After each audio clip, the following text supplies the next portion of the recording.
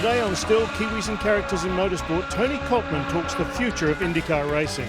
Grant Dowling talks more on drag racing, plus we do more digging in Kiwi Kev's backyard.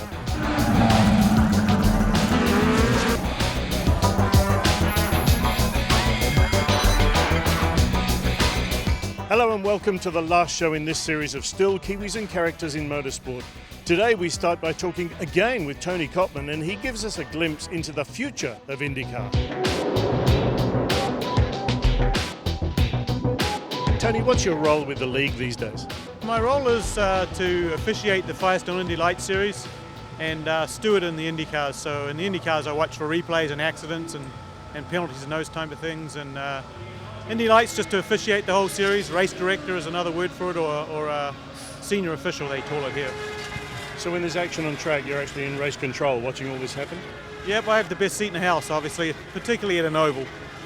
You get all the views, you get every angle you need to see, you can see the whole facility, so yeah. And is it your call, if there is a driver infringement, say, is it your call to do something about that?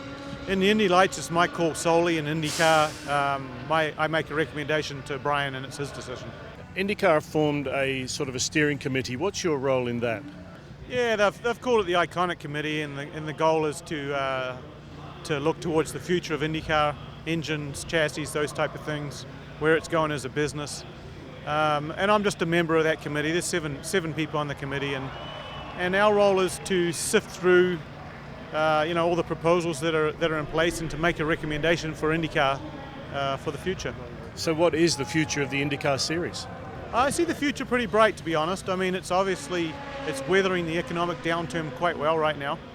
It's always struggled, but now that the two series are back as one again, and we know it as IndyCar like we used to, I think the future's pretty bright, and I think people will be very excited when they see some of the platforms and ideas that are going to be unveiled for the future. And there's a lot more going on the commercial side of things in IndyCar that we're not involved in, but when it comes to the engine and chassis, I think there's a lot of good things out there.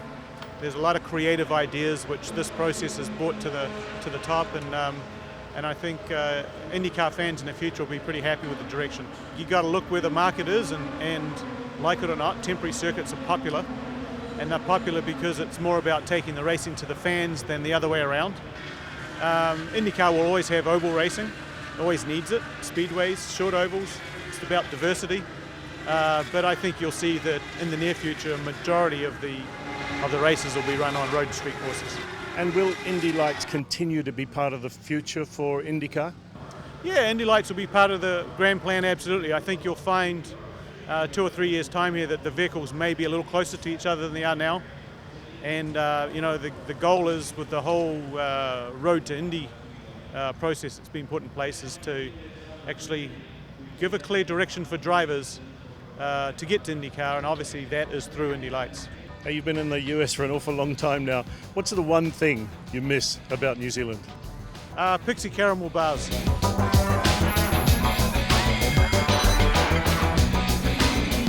Back in the Midwest now at a little track in the middle of nowhere called Gas City. It's a quarter-mile dirt oval. But it's at tracks like this that the famous midget drivers, those who come down to New Zealand, all sorts of people like Jerry Coons Jr. learn their trade. Week in, week out, they're paid to come and race at tracks like this. In our quest to find yet another Kiwi, we heard of a guy called Punga. Punga apparently understands everything to do with midgets, so we went looking for Punga.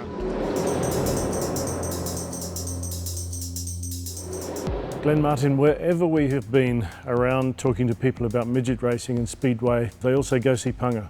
Punga knows the business. First of all, why Punga?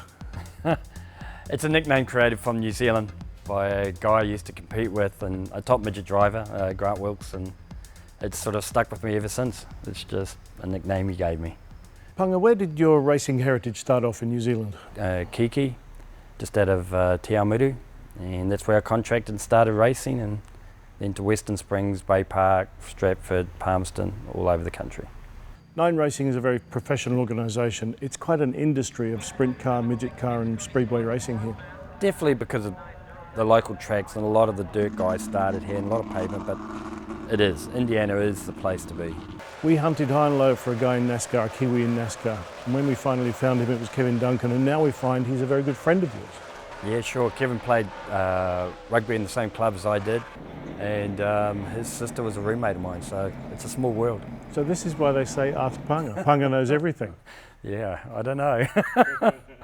The industry of midget racing and sprint car racing up here is almost an arrive and drive, but it's completely different from pavement to dirt racing, isn't it? Speedway racing generally. Pavement, it draws a big crowd because a lot of karting people come into pavement, so that's where they get their skills from, and then they move to the IRL, or a lot have moved to NASCAR like Tony Stewart, Casey Kane, Jason Leffler. But USAC has been a good foundation for those guys to start, and they've taken them to the top. Any New Zealander that's good at karting can actually come up here and race in midget racing. What advice would you give him? Definitely if they're karting in New Zealand, it gives them a good opportunity and a good ground base to start here.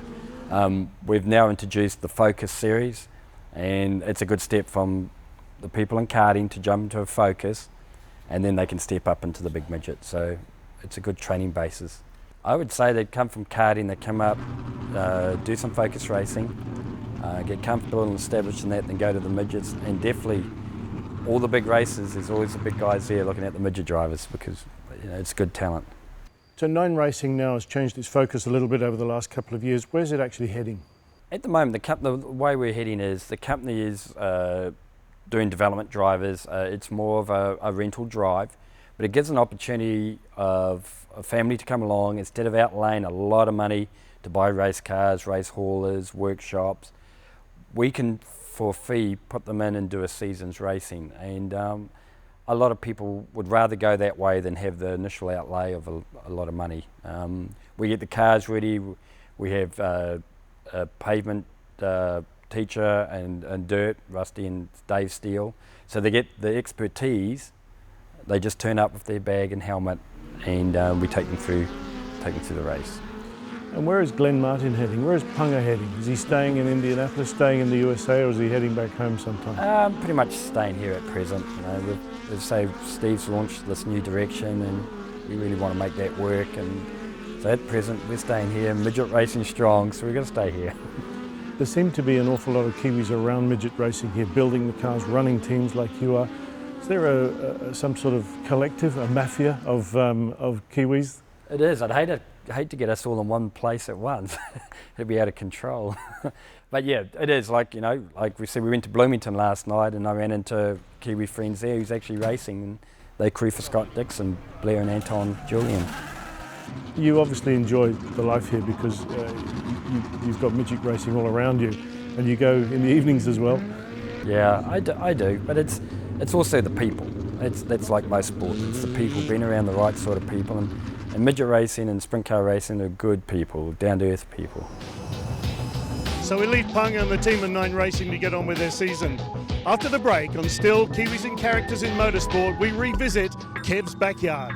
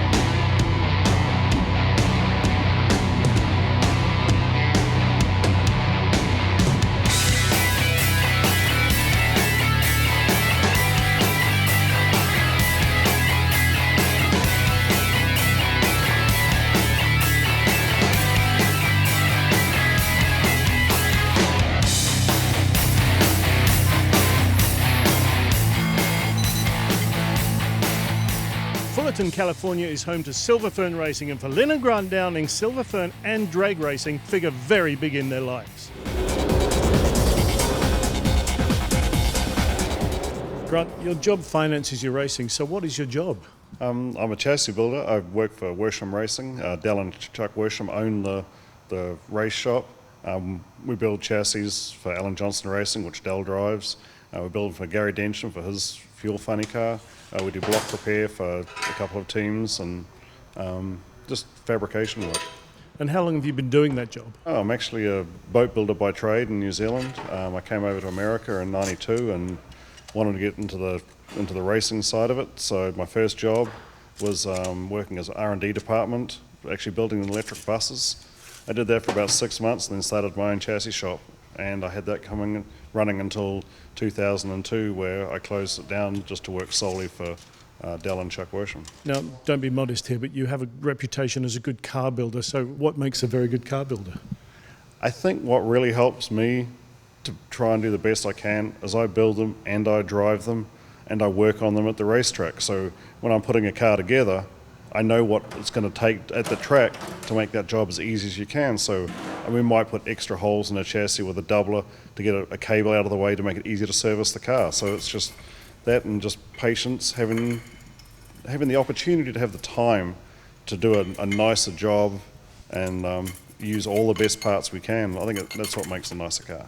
We have an SFI spec, which is a foundation that do a lot of different race organisations deals, and they have a booklet which tells you how thick the top and bottom frame rail can be, how many uprights and diagonals they have to be, and then we can change them and move them around, but they give us a rough dimension, and then we build it, and then NHRA will sonic test every tube in the car at the track. They'll do that once a year and then put a sticker on the car, which means we can race. And how many chassis do you actually build a year? Normally we build 2 to 3 a year. Most race teams will go through 1 a season. So when Worsham Racing had a 2-car team, it was 2 a year.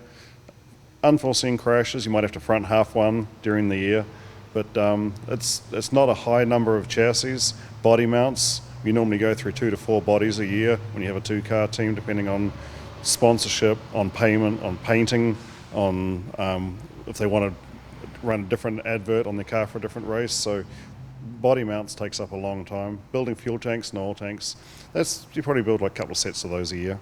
I take the tube out of the rack, build the whole chassis, build the fuel tanks, the oil tanks, the tin work, the seats, the timer boxes. We get a carbon fibre shell in from Roush, and then I'll do all the tin work in it, glass in all the flanges, mount the carbon fibre wings. We basically do it all. What's the horsepower of one of these things? The best guesstimate is somewhere between 7,000 and 8,000 horsepower. Obviously there's no dyno in the world that can measure one, but it's just like a simple math deal. It takes X amount of power to move a weight that accelerates at that speed. You talk about the power of the engine. It doesn't matter what sort of racing car you've got, it all translates to the tyres. So how long do the tyres last? I'm talking about the rear tyres here. Rear tyres, if you go out on a Friday night session where the air's cool and the track's cool, one run, they're junk. And that's about $1,200 a set. And this gives you a thrill to do this, obviously. What is the thrill of driving a race car? I can't explain how awesome it is, the feeling of leaving the line, of running at 300 mile an hour, of accelerating off the line at 5 Gs. I mean, the thrill is amazing. After a run, what do you actually do? What do you do to the car? I actually work on the car, so I'm all amped up, then I've got to work on the car to get ready to go out and run it again. So we just try and keep that feeling going all day. I mean, you get tired at the end of the day, you're worn out, but it's just the most fun you can ever have.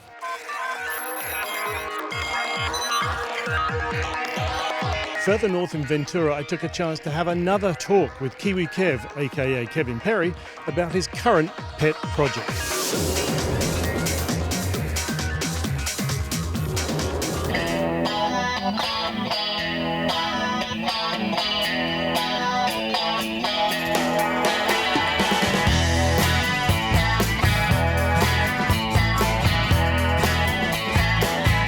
So Kevin, this is your latest project. Tell me something about it. Yeah, this is a Willys coupe that you could say a Willys coupe is my favorite hot rod since I was a kid. You know, I used to build model cars of them and see them all in the magazines. And this one I'm building like it would have been built back in the 1960s as a race car, but I'm building it as a street car so I can just drive around town, have fun, and drive it to work. And I'll take it to some shows here and there and race it just for fun at nostalgic type drag events. Some of the classes will really lay out what it should be like, but there's other classes, if you just went bracket racing, say, and race, you could race this kind of car just bracket racing, and there'd be a wide variety of cars racing. Okay, fast car, tell me about the engine. It's a 327 Chevy and a 4-speed tranny, and it's got an old 57 Oldsmobile rear end, like they would have used back in the old days, but it's all good, strong stuff. So where do you get the body parts from, because surely they're not making many of these anymore? There's like a network of guys that are into this kind of thing, so you always can find it, especially with the internet nowadays. But I was lucky, I got all the main body shell and stuff I needed when I got the car like 20 years ago. I've been holding on to this car for a long time. The actual body shell, the coupe, the gray part is steel, original Willys, and the other parts are all fiberglass, like they would have done back in the old days building a race car. They're all lightweight, old vintage fiberglass parts.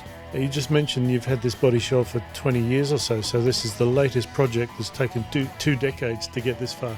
Well, no, it's only taken a couple of years to get this far, but I've held on to the body.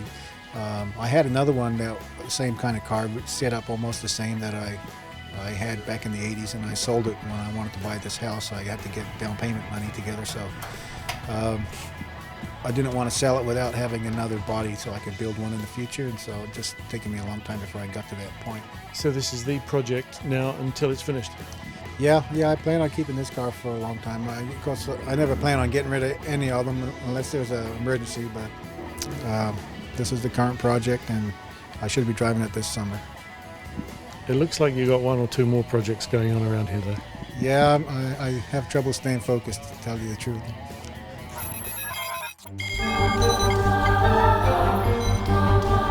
In our final one-on-one section, what better way to end this first series than with the man that has proved to so many other young Kiwis it can be done, and you can excel. Indy 500 winner and IndyCar champion, Scott Dixon. How has the IndyCar series changed since you've been driving, which is quite a long time now? Indy Lights 99, 2000, then 2001 was the first year at Champ Car. And those cars were amazing. It's kind of at the end of the cycle of the engine competition there, and racing engines with valve springs that are revving to 18,500 RPM or 19,000 RPM with turbos and putting out 1,000 horsepower was a lot of fun. It has changed a lot. The cars are evolved, costs have come back. We're down to a one engine manufacturer now, one chassis manufacturer. So, some of that has changed a lot. You can't really, manipulate the cars as much as you would like or you were used to in the early days for your driving style. So, competition-wise, it's become very tough. The depth of the field has got extremely tough after the merge. But I really enjoyed the early years in Champ Car with the big power and good grip from the cars. Is it still possible for a young driver in New Zealand to do what you've done? Yeah, absolutely. And I find it unfortunate. It's a lot tougher these days because, when I came in, pretty much the Indy Lights champion would always move on, and it was the same for me, and I was lucky that, there was an opening in Pac West and it kind of was in the same team, so it was a smooth transition. But, with IndyCar racing now, it's changed so much.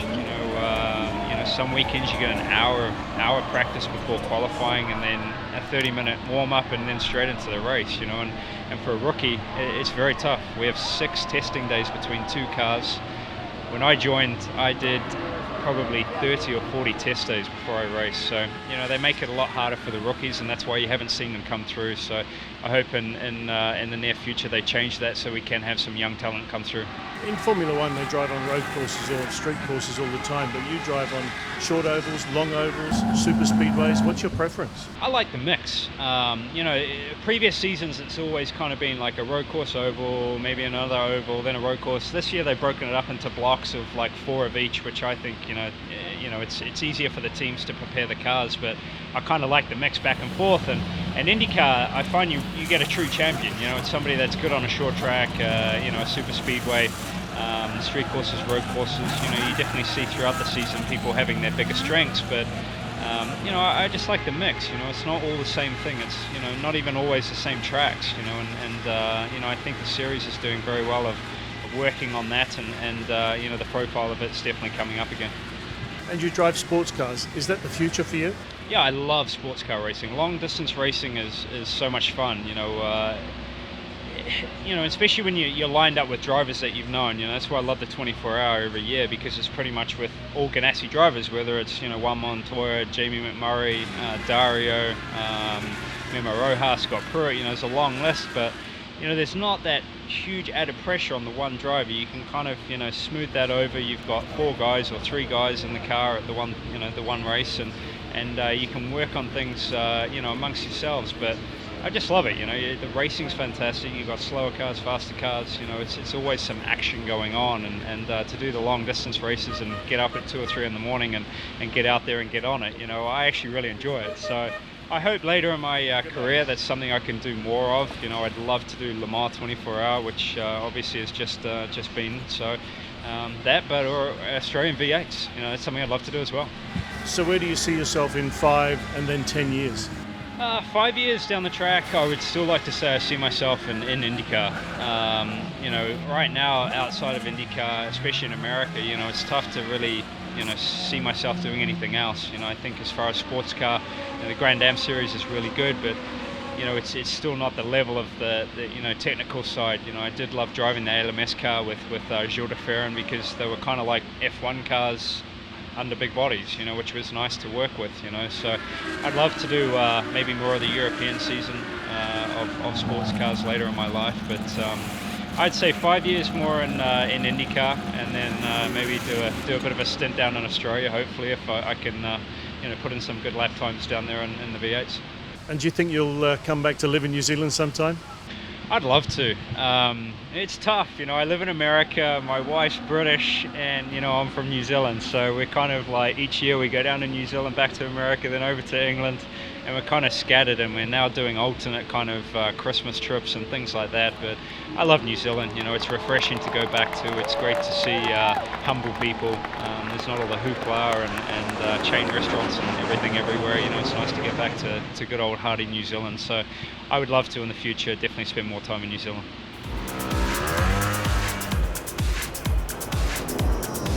Since we started to make this series of shows, I've talked to so many talented Kiwis making a difference, a real difference for the good of motorsport in the USA. But we also found that we just really scratched the surface.